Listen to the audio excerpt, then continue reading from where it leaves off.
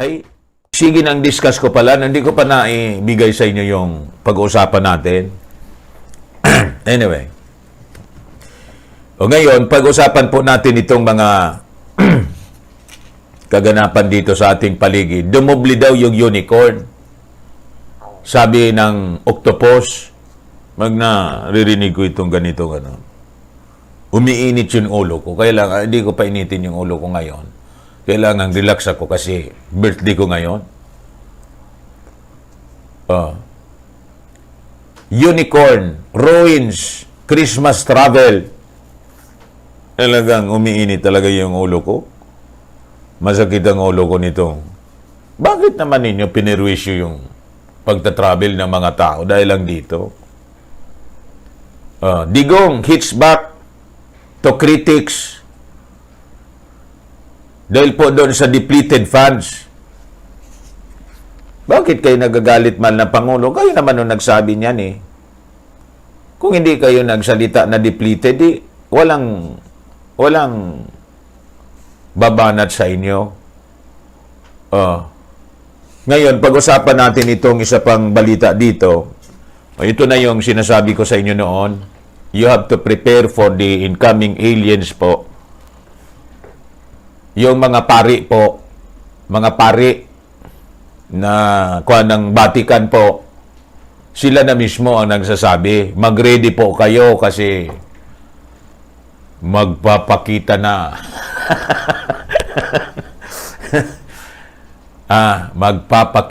Magpapakita na ang mga diablo. Sabi ko sa inyo. Mag-ready daw kayo sa mga aliens.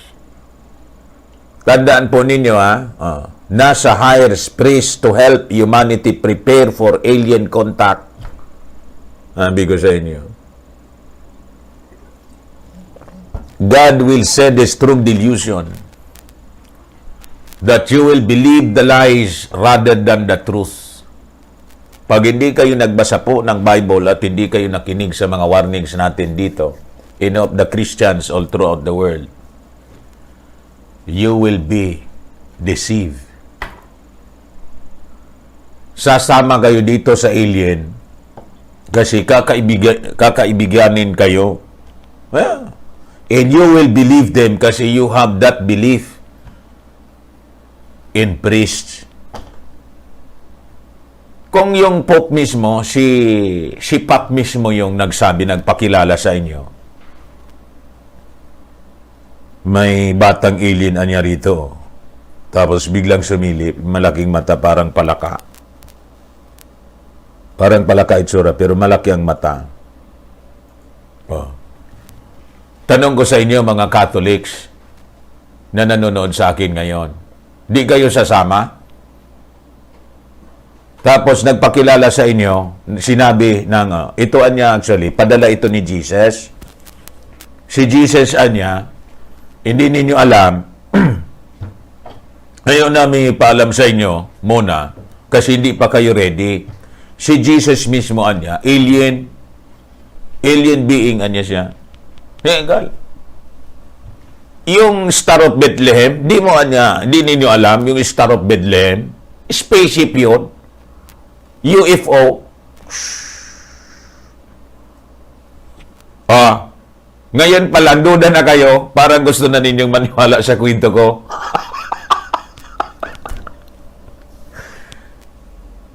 Yung the Star of Bethlehem. Yung race na nagay doon sa sinasabi ninyong tatlong haring mago, di ba? Yun ang kwento sa yun yung kwento. Yun ang kwentong nakagis na natin. Yun na niya, guide yun. Tumitingalaan niya yung alien spacecraft. Sundan mo lang niya. Tapos nagko-communicate yung Diyos. Yung Diyos niya, alien din.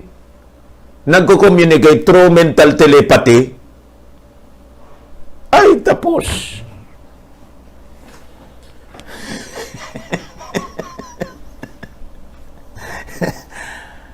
Makinig kayo po. Makinig kayong maigi kasi malapit nang ipakilala sa inyo. Well, NASA.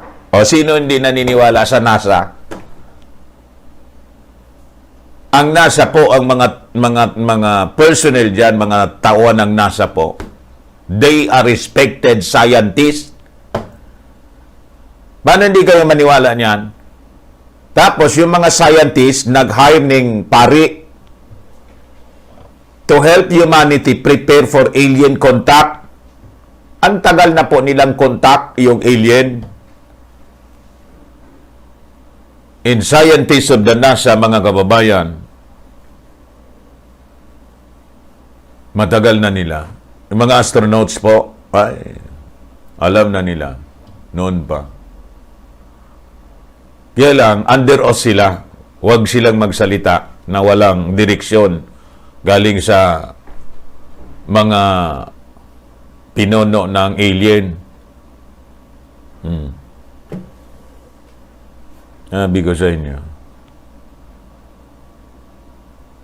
Mamaya po, gusto kong i-con sa inyo yan, ikwento sa inyo, para makapag-ready po kayo sa pagdating ng mga aliens. Kasi majority of us dito sa mundo, dadali nila sa kanilang karian. Medyo mainit-init doon po. May kwan din yon. Kung ang langit may 3 palapag, dito din may sa impyerno din po, may palapag din siya. Yung pinakang malalim po, yung ang pinakang matindi, mainit. Pinakang mainit po doon. May kwan din po. Ang karamihan doon sa pinakang malalim po, yung mga nandaya sa inyo. Naunang namatay, mga babae na mga religious leaders na nanloko sa inyo, nandun sa nandun yan sa pinakamalalim. Mga kababayan na parte, palapag ng impyerno. Year TV, Sir Dan, paano ba natin malalaman kung ang Panginoong Hesukristo na ang dumating at hindi nga bulang propeta o nagpapanggap na Diyos? Kaya nga po, laging sabi sa Word of God, my sheep hear my voice. Tingnan mo nga, kuya. May super chat ate. May super chat. My sheep hear my voice. Madali lang. Search ko kay kuya. Pounds ito, 8.99 pounds. Hay, salamat. Nakaabot din. Hindi na po kita babatiin, Sir Dan, sa ayaw ng iyong sa araw ng iyong kaarawan. Just enjoy your day. Maraming salamat po sa kahit hindi mo sinabing hindi mo na ako babatiin, binati mo pa rin, Ate Rose. At maraming salamat sa pagbati mo na may kasama pang love gift. 8.99 pounds. Diba? Pampakalma. Super chat. Jerry Carlote, happy birthday. Padi, Dante, relax lang puso mo. Basahin ko sa inyo po. Ang totoong tupa, John chapter 10, 27. verse 27. My sheep hear my voice, and I know them. Sabi ng ating Panginoon, ang aking tupa nakikinig sa akin. At kilala ko sila. And they follow me. Sumusunod sa akin.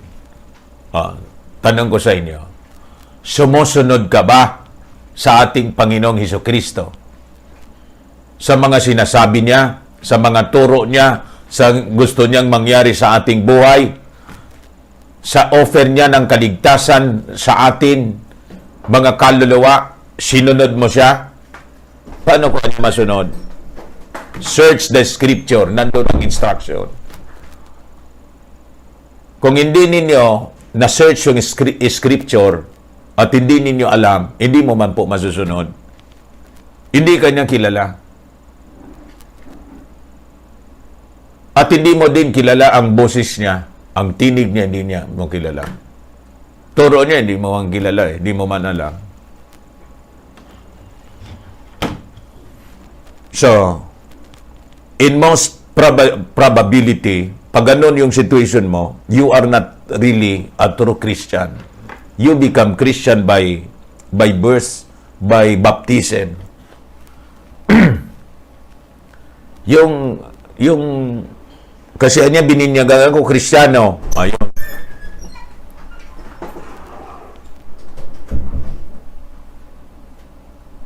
Kaya ka naging Kristiyano sa pangalan lang o na pinanganak ka sa sabi mong Christian family.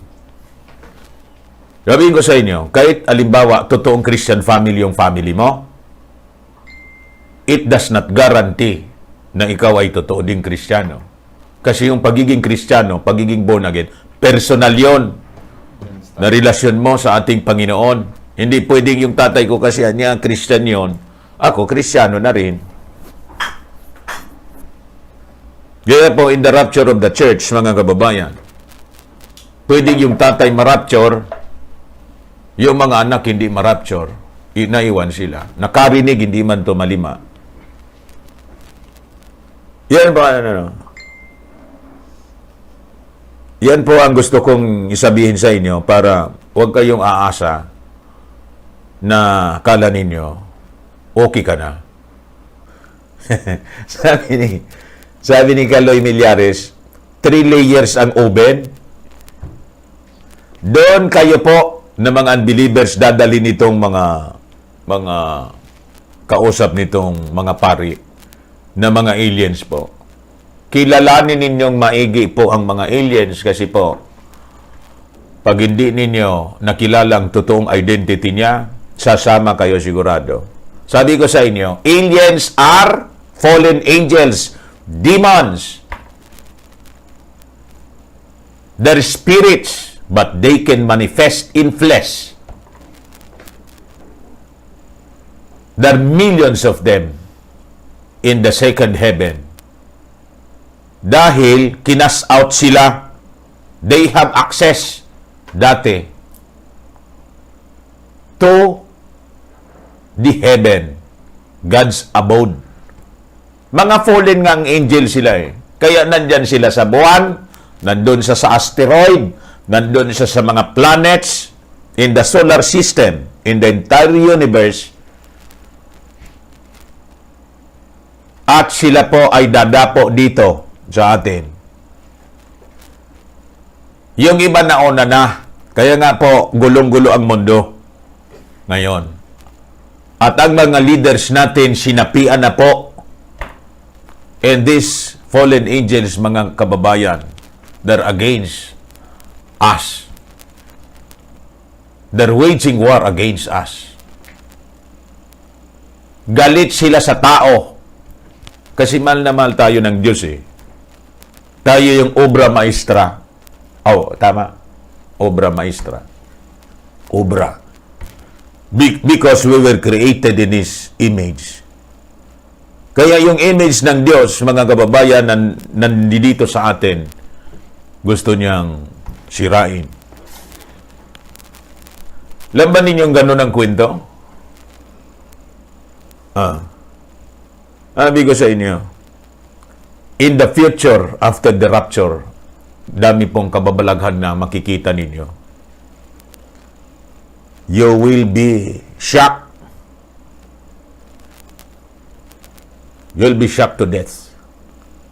And it's coming very, very soon. Kaya nga po, tanggapin na ninyo po yung offer ng ating Panginoon na kaligtasan. Learn the ABC of salvation. Jesus Ruas, huwag mong iasa sa pastor ang kaligtasan mo. Hindi man po tagapagligtas yung pastor. Hindi siya. Yung pastor will just preach the gospel. Importante kasi may nagpipreach para may marinig yung tao. Yung kaligtasan nangyayari po by hearing. Ikaw lang nag-preach. Sino yung... Paano mo marinig? By hearing and hearing of the Word of God. Yan. Ganyan po. Magbasa ka rin. Tama po, magbasa. Suriin mong mabuti kung sinasabi ng pastor Huwag paniwalaan agad ang babasahing isang verse, putol, tapos tuloy mo basahin. Yun. Daming mga false teachers po dito sa mundo. Ngayong panahon na tong palapit na yung pagbabalik ng ating Panginoon. Kasama na po itong NASA, nag-hire sila ng priest to help humanity prepare for alien contact. Sabi ko sa inyo, very active yung kalaban po ng ating Panginoon. At pag wala kayong background sa Bible, tapos na kayo. O, dito na tayo sa ating... Ano ang gusto ninyong unahin ko?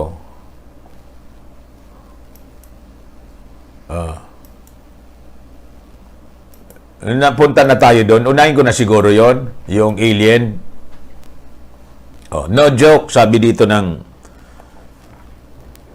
now, the end begins. NASA hires priest to help prepare humanity for alien contact in the Center of Theological Inquiry Program at Princeton University. Sino hindi maniniwala dito sa kwentong ito, mga kababayan? Di ba? Sa totoo lang, kahit siguro kayo na mga nanonood sa akin ngayon, you'll doubt my story. Kasi, ang tanong ganito, sino ako? You compare me, mga kababayan, to scientists of Princeton University. Sino ako as compared to the priests of Vatican? Sino ako as compared to Pope? Tanong ko sa inyo. Maniniwala kayo sa kwento ko? Or sa kwento ni Pope? Or sa kwento ng isang scientist, theologian, priest? Sino sa amin ang credible? Itong pag-usapan natin ng prangka. Mag-react po kayo, mga kababayan. Ako ba yung paniniwalaan ninyo na isang ordinaryong journalist, broadcaster, although sabi ni Congressman Joey, natuwa naman ako doon sa... Sabi ni Congressman Joey, nag-greet sa akin si Congressman Joey Salceda. Kasi kanina, nasyak ako. Happy birthday to Mr. Broadcaster. Ano sabi? To Mr. Commentator par excellence. Nanliit ako. Pero parang kinikilig din ako sa Congressman, sa totoo lang, medyo kinilig ako. Kasi imagine, ang nagsasabi sa akin nun, Congressman, Senior Congressman. Ilang taon na si Kong Joey sa... Mga 30 years na siguro siya. As congressman and governor dito sa amin. Kaya nga senior congressman ng House of Representatives po siya. Tawagin ba naman akong Mr. Broadcaster par excellence? Pero malayo tayo, Mr. Commentator par excellence. Pero malayo po talaga ako. Sa sukatan ng mundo, malayo tayo. Di ba? Sa pagkakakilala ng mundo, you will believe them. For sure. Pero kung magtrabaho sa inyo ang banal na espiritu, you will give weight on my story. And to believers, of course, you will believe in my story.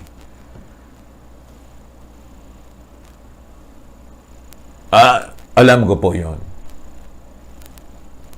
So ito ang kwento. The Reverend Dr. Andrew, tingnan mo, sa titulo pa lang, The Reverend Andrew Davison, a priest and theologian, matindihang, at the University of Cambridge with a doctorate in biochemistry. Talagang malayo tayo. Wala man tayong doctorate po. Baccalaureate degree. Yun lang tayo eh. Biochemist pa siya. From Oxford is among the 24 theologians. The Times reports. Kaya po, pag nag-release sila po ng tawag dito, statement, sasabihin ko sa inyo, billions of people all throughout the world will believe, including so-called Christians.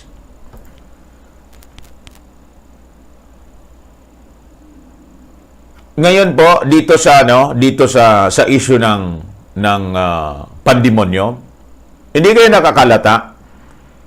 Laging sinasabi nila ito based on science. So, binibrainwash po tayo mga kababayan that if it is based on science, you have to believe. Because it is scientific. Kung ito ay kwentong reliyon, wag na niya. Mga kwentong reliyon man lang yan niya. Mga paniwala. Dito tayo sa scientific. Worse, ang nagsasalita po, scientist and theologian from Oxford, from Cambridge. Tapos na po ang mundo. Pag na nagsalita, all ears kayo. Lahat ng sasabihin nila, pag hindi po ninyo alam and you don't have 100% belief in the scriptures, you will be void.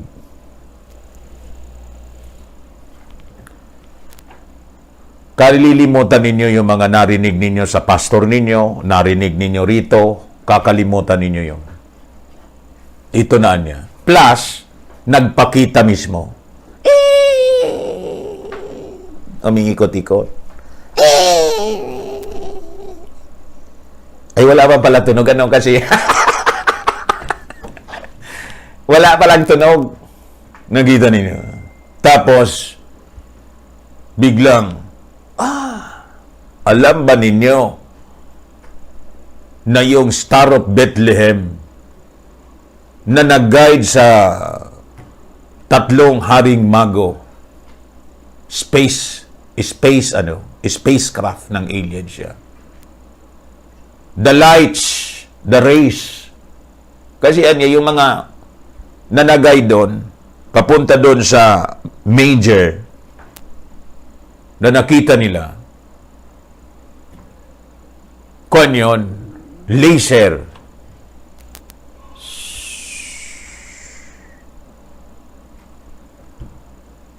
Yung mga tao noon kasi, panahon ni Jesus Christ, mga mangmang pa yung mga tao, hindi man nagsipag-iskwila yon. Kaya pag nakita nila, akala nila kung ano, ayun pala alien, si Jesus Christ niya alien, tapos.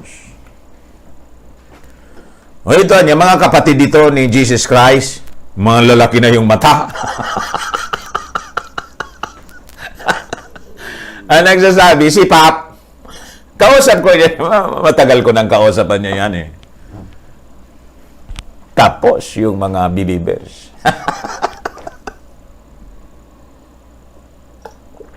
Tingin ninyo. Yeah. Religious traditions would be an important feature in how humanity would work. Through any such confirmation of life elsewhere. Hindi pala Davidson pala siya, hindi Davidson, pangalan. Na-omit yung D. Kasi sabi ko, wala man Davidson.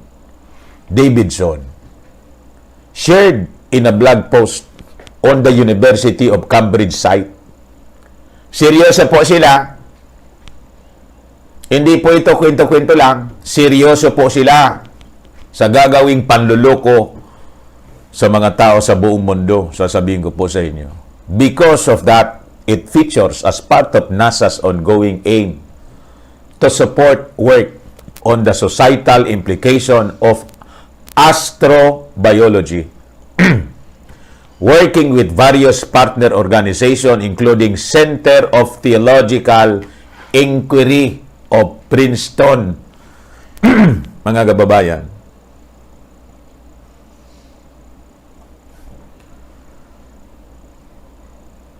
if I wanted to prepare myself, sabi po ng author, for alien contact, the last people I would turn to would be any priest, rabbi, imam, or Greek in Hebrew scholar. As the combined brain power of all those people would not get you enough wattage to make a 40-watt light bulb glow. No, sir. That won't get the job done. If you want to know how to prepare for an alien contact, you need to find yourself a King James Bible believer who could show a few things about fallen angels, having sex with human women, creating hybrid monsters who became the Genesis 6 giants. Alam ba ninyo na gano'n ang nangyari? Sabi ko sa inyo, mga kababayan noon pa, gusto ninyong malaman ang past, present, and future? Ano nangyari? Yung totoong nangyari noong past?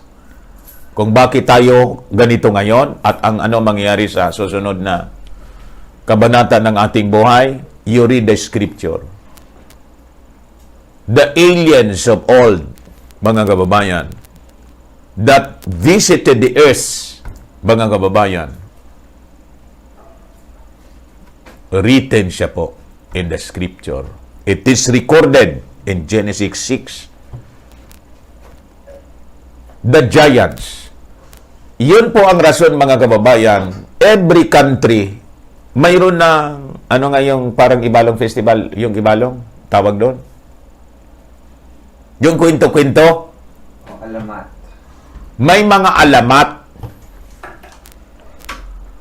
May mga kwento ng mga matatanda. Ano yung pinasa lang? Pinasa. Legend.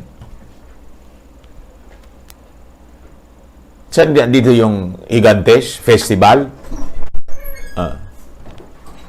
Every country, mga kababayan, mayroong ganon na alamat, may legend, may kwento-kwento na ipasa.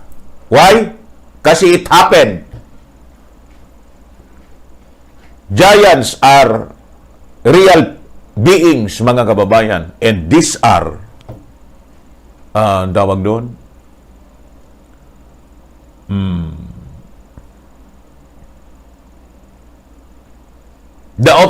These were the offspring of the aliens na ikinikwento nila sa atin ngayon. But these aliens are the same with the fallen angels that mated with humans, human women. Ngayon kung wala kang kaalam-alam sa Bible, tapos ka na. Yung narrative nila, yung papaniwalaan mo. Kaming mga believers, before pa ninyo na ikikwento yan, may kwento na kaming alam. That these beings are real beings, that they are coming back in these end times. You cannot deceive us. Kay theologian ka pa, kay professor ka pa, scientist ka pa, will not believe you. Nauna pa naming nalaman sa Bible kaysa sa inyo. Ngayon nagkikwento pa lang kayo. Huwag kami. Ang malanse ninyo, ay anong malanse? Ang maloko. Ang maloko ninyo, pikit. Yan ang tawag sa amin dito. Pikit. Tulog. Yung maluloko ninyo. Kami po, kahit ano pang credentials ninyong wagayway sa amin, that's nothing Because we believe in the Word of God as truth, not your truth. Yung truth ninyo, lies. Hindi kami naniniwala sa truth ninyo. Gusto lang ninyong lukuhin ang mga mamamayang, ang mga tao sa buong mundo. Actually, yan ay papakilala ninyo sa amin. They are fallen angels, demons. And their presence recorded in the Word of God. In the Old Testament and in the New Testament, recorded siya. Di ninyo kami mauuto. Hindi. Yeah. Then a quick trip to Ecclesiastes 1:9. In Matthew 24, verse 37, to seal the deal, and you are all set. Let's see a priest something with that. Sabi po dito sa ating reference. In Genesis chapter 6, verse 1, 2, and 4, sabi rito, we read, and it came to pass, when men began to multiply on the face of the earth, and daughters were born unto them, that the sons of God saw the daughters of men, that they were fair, and they took them wives of all which they chose. There were giants in the earth in those days. Kaya po mga kababayan, sinasanay yung generations natin ngayon. Especially yung mga kabataan, sinasanay sila of the presence of giants. Kaya po may ano nga yung laro dyan sa ano? Dota. Mga giants na nandiyan dyan. Maraming characters. Ang daming characters po. Kasama yung giant. At kasama yung giants ang nandyan sa Dota in Legends. Mobile Legends. Mobile Legends. Sinasanay po kayo. You're being brainwashed. The Titans. Oh, yan, tama. Titans. May sikat na anime, Attack on Titans. Attack on Titans, anime. Number 1. Number 1. Oo. Oh. Ang akala ninyo, ini-entertain kayo ng Diablo. Sinasanay kayo. Akala ninyo. Babalik po sila. And in the tribulation period, you will be shocked to death.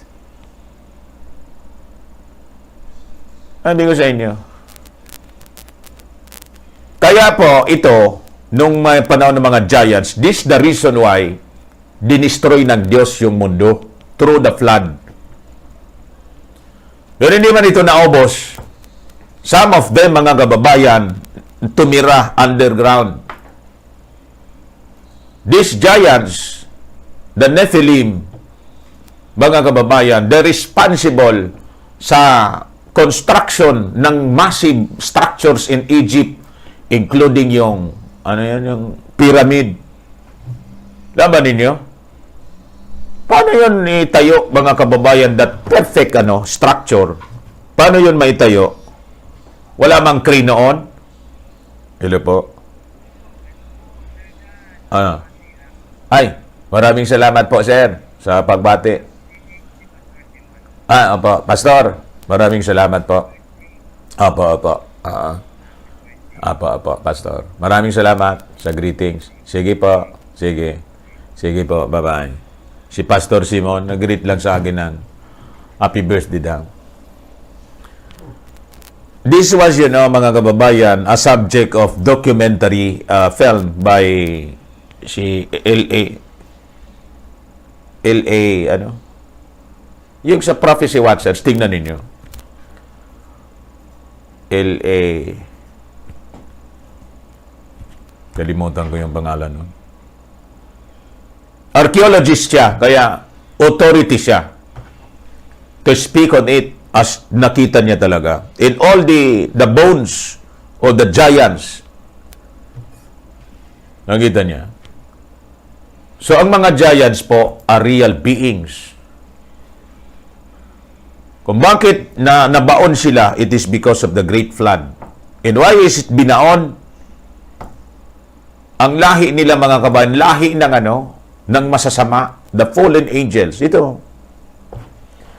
That's the reason why, mga kababayan, in the Middle Ages pala.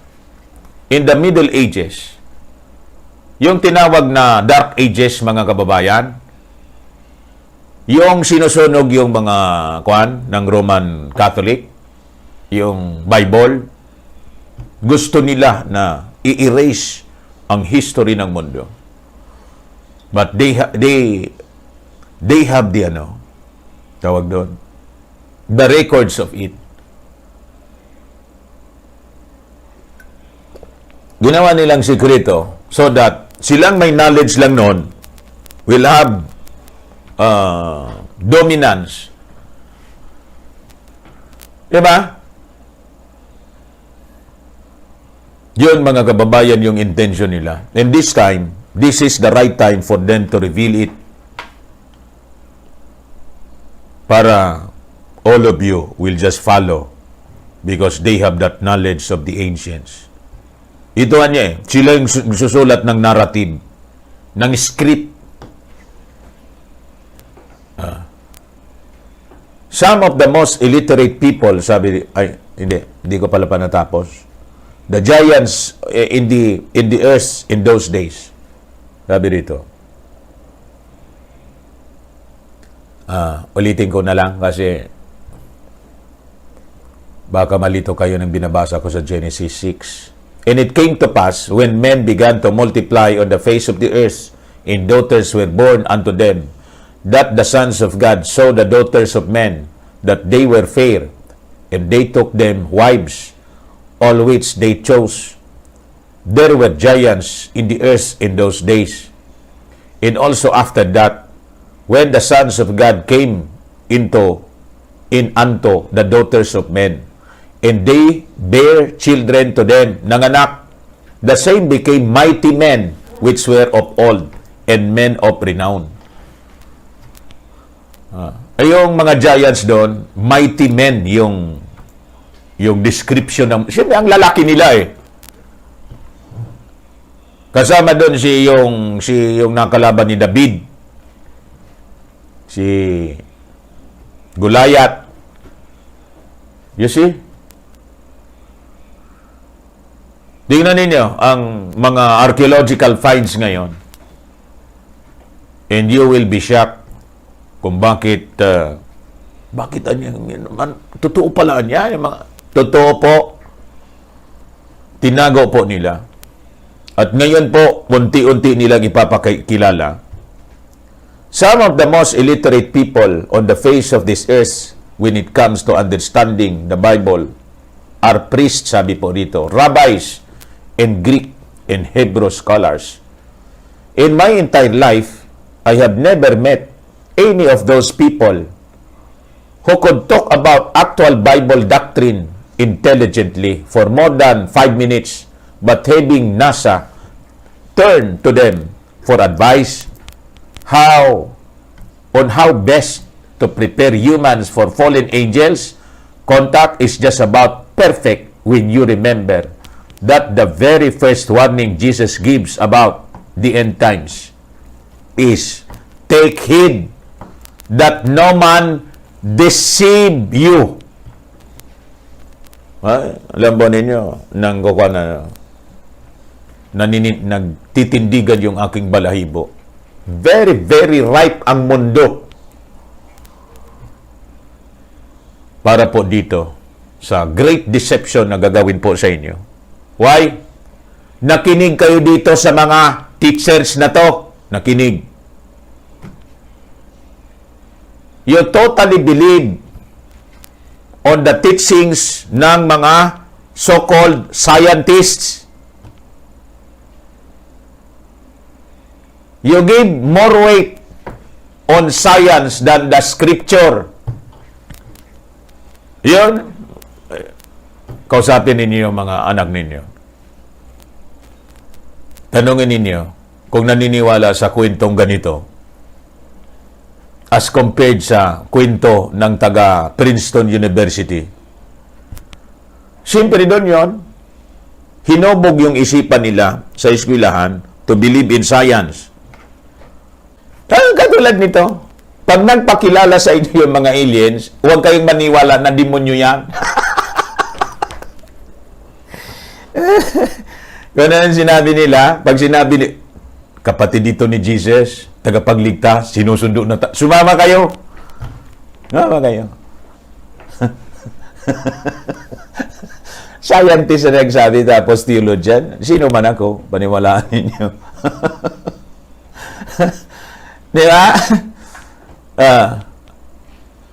So sabi rito, mga kababayan, but having NASA turned to them for advice on how best to prepare humans for fallen angel contact is just about perfect when you remember that the very first warning Jesus gives about the end times is, take heed that no man deceive you.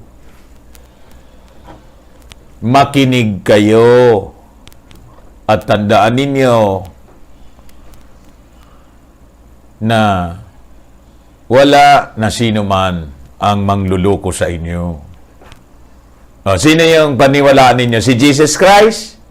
Sa kanyang warning po na nasulat sa Bible o ang sinabi po ng scientist ng Princeton? At the same time, theologian ng Cambridge. Sino yung paniwalaan ninyo? Ako, sigurado ako. 80% ng mga tao paniniwalaan po sa taga Princeton kaysa si Jesus Christ. Alam na alam ko yan. Kaya nga ang daming mapapahamak po. Ang daming mapapahamak. Kunti lang po ang maliligtas. Kahit anong daldal ko rito.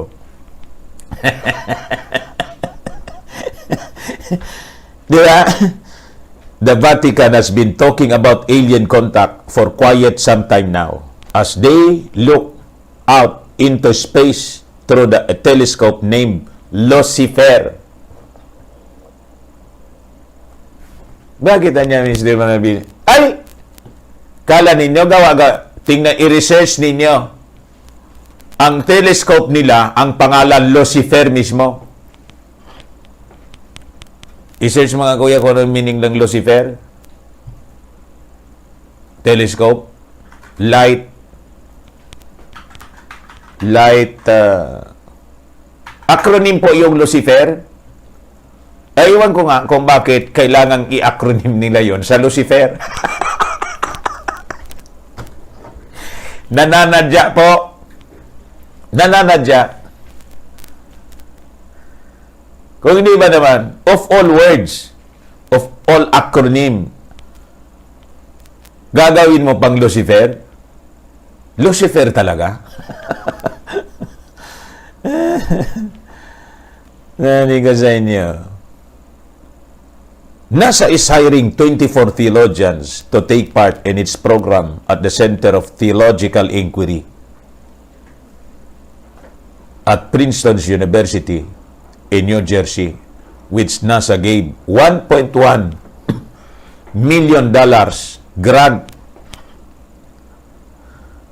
You see,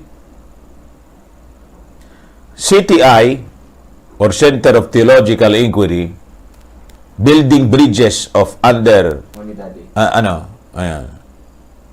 Pakan mo. Ayaw mo pakan. Lucifer.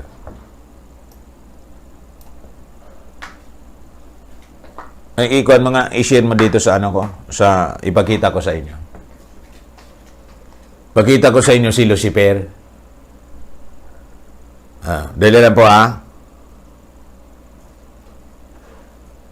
para akala ninyo. You can search it sa i-google ninyo. I-share mo sa'yo, i-share mo sa'yo, buksan ko. Ayan na, nakashare na. Nakashare na. Dali lang po mga kababayan Wikipedia. Just to prove to you, ito siya. Yan po ang Lucifer. telescope nga siya.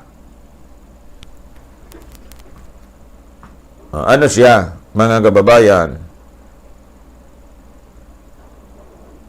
Ay, hindi ko mabuksan, kuya. Ayun na. Okay na.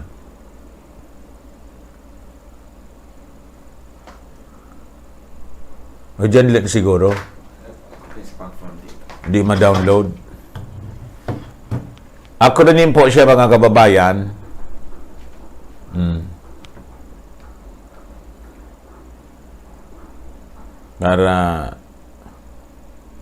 Para sa kaalaman po ninyo.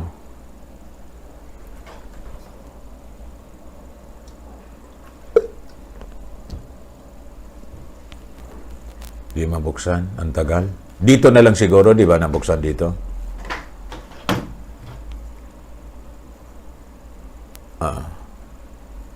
Sige. Ay. Nawala. Ito na. Lucifer.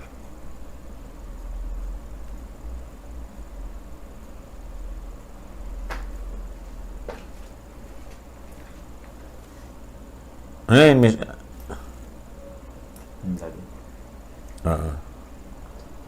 Nabuksan na ako. nabuksan na. Hindi, yung kwan mismo, meaning ng Lucifer, may meaning kasi siya eh. Tingnan mo nga, kuya. Light. May meaning po siya kasi.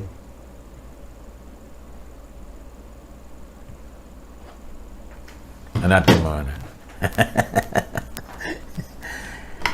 Anyway, balik mo na ako doon. Yung L dyan kasi, light.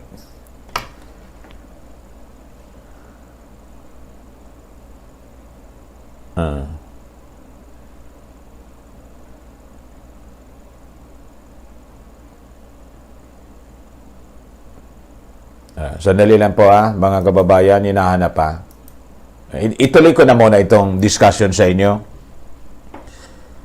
So, pinunduhan po ng 1.1 million.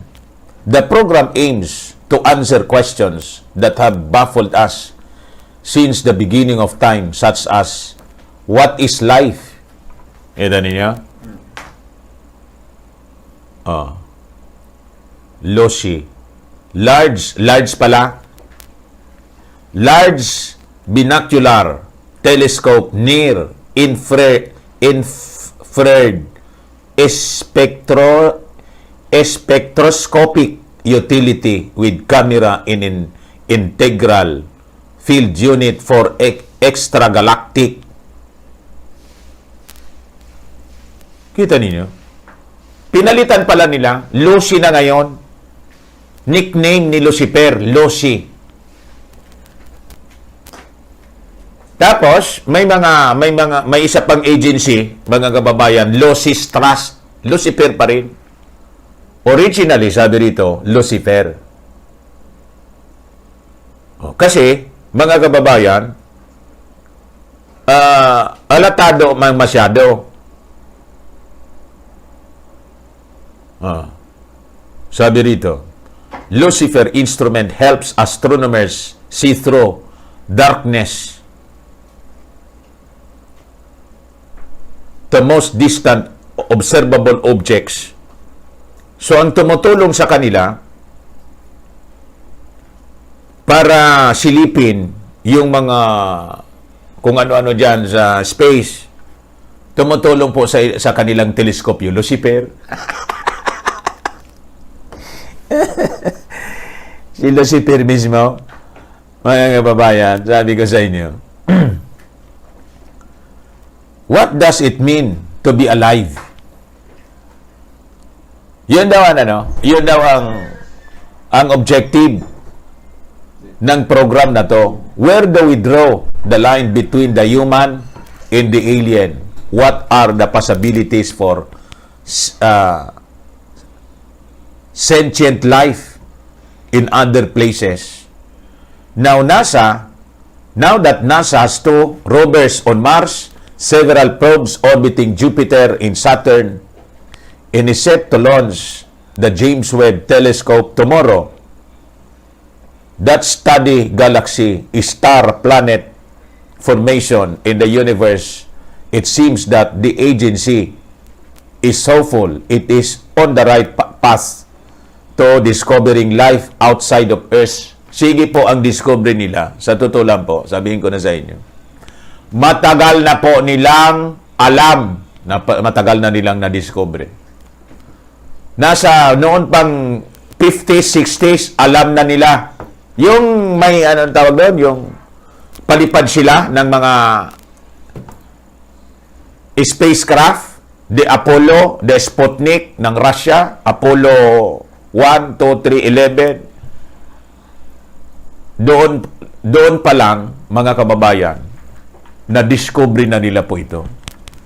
They know. And before pa niyan, mga kababayan, alam na nila with all the writings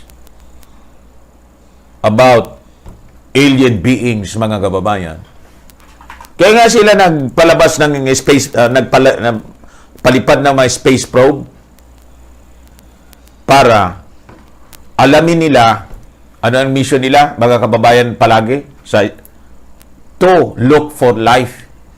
Just to confirm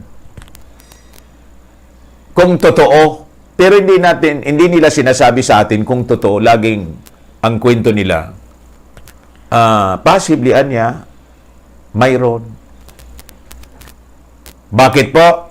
May panahon kasi po silang iniisip the perfect time to reveal. And comes now the disclosure. Paunti-unti dinidisclose nila, mga kababayan, para siguradong kumbinsido kayo pag sila ang nagkwento.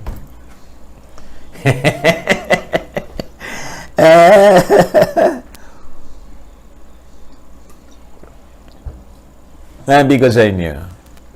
And that's the reason why yung mga Hollywood movies po about aliens, alien contact, ET, these are all predictive programming. Nire-ready tayo through movies po. Why? Itong mga Hollywood movies kasi po, in the Hollywood itself, mga kababayan, kontrolado ng mga occult believers, occult people, occult, diabolic, satanic. Alam ba ninyo ganon? Now that NASA has 2 rovers on Mars, several probes orbiting Jupiter and Saturn, and is set to launch the James Webb, sabi rito. The Reverend Dr. Andrew Davidson, a priest and theologian at the University of Cambridge with a doctorate in biochemistry from Oxford, is among the 24 theologians the Times reports. Dito, basta kwento-kwento kung sino lang nagkwento po. The Times, credible news organization po ang nagre-report. Noong panahon po, hindi man ito pinapatulan, mga kwentong yun. Di ba? Pag nagkwento ka rito, ang mainstream po, di yung kinocover. Lately, mga kababayan, naging seryoso na po sila sa pagko-cover kasi mga credible people na. Noon, mga kwentong kababalaghan lang. Yan lang. In passing lang po. For news purposes lang, for human interest. Di man nila siniseryoso yan. Pero ngayon po, seryoso na sila. Nadoktrina na yung tao, na brainwash na. Ready na niya yung mga tao para i-reveal natin ang identity ng mga aliens. Of course, di man nila sasabihin po, kasi pati sila deceived. To these priests, theologians, mga kababayan, these are real aliens. Never that they will believe that these aliens are demons, fallen angels. Hindi sila maniniwala doon. Sila mismo nadaya. Marami ko sa inyo, mga kababayan. Religious traditions would be an important feature in how humanity would work.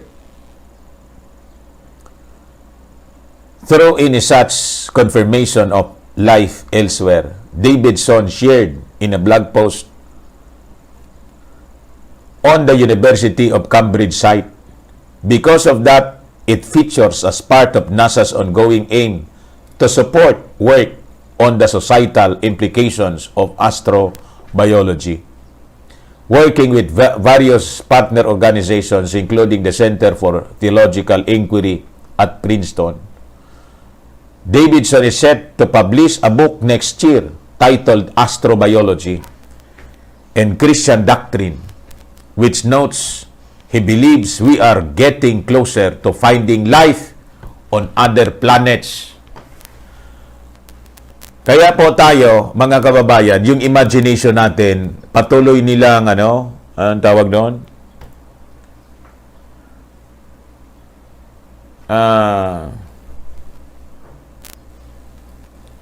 Ini-stir niya yung ating imagination sa pamamagitan ng fishmeal na kwento. Pakunti-kunti lang anya. Para lang i-kuan yung imagination natin.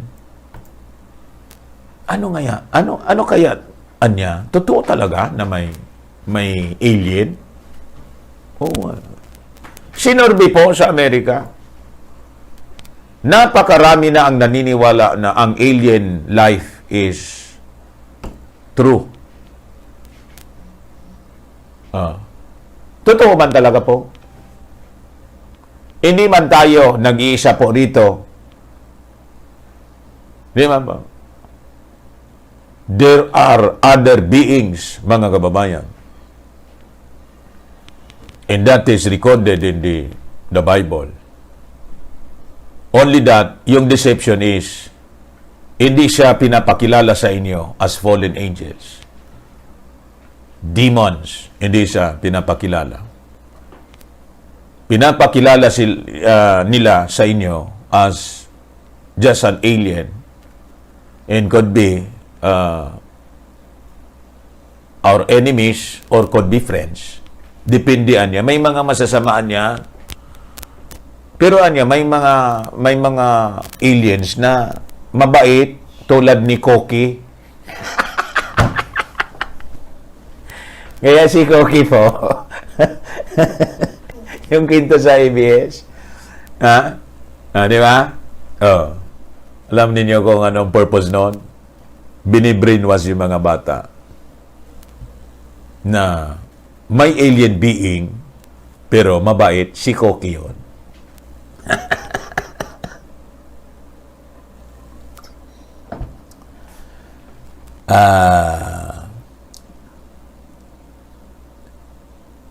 Davidson book notes the headline findings are that adherents of a range of religious traditions report that they can take the idea in their stride.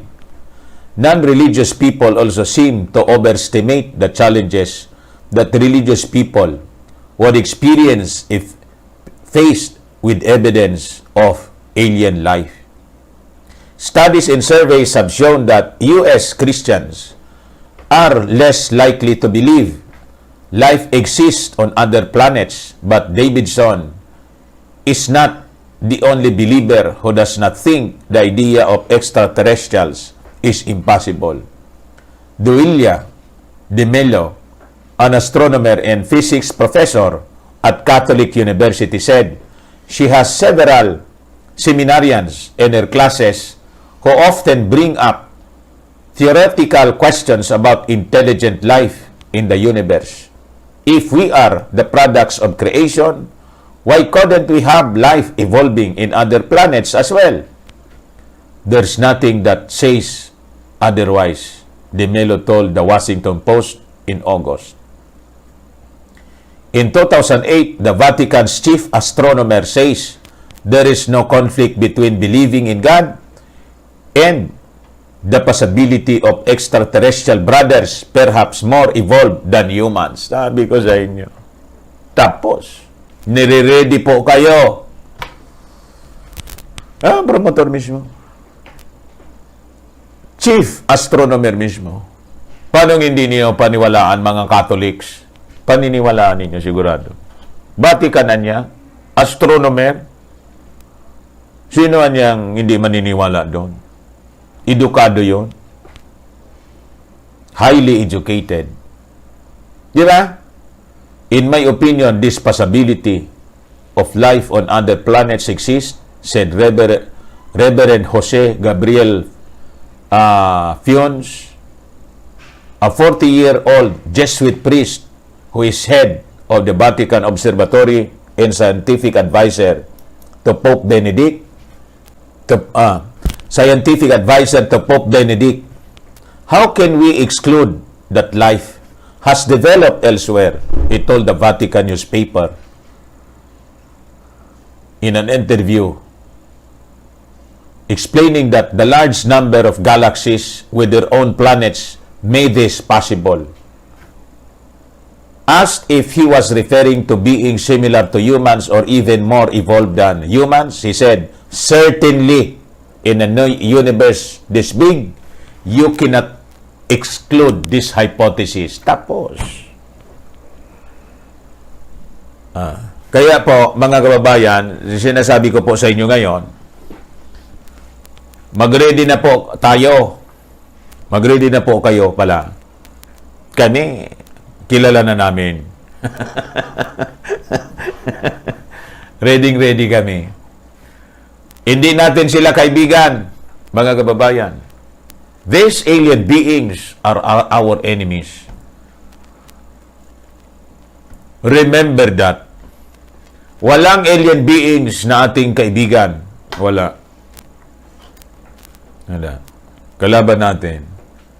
Bakit? Yung sinabi mismo ni Pablo we're wrestling not against powers, flesh and blood, but against powers, principalities, rulers in higher places. Ang kalaban natin galing doon, the fallen angels, headed by Satan himself.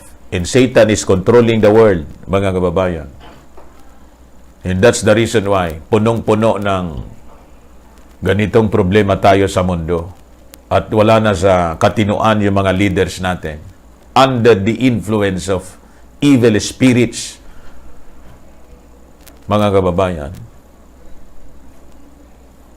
Niwala kayo? And our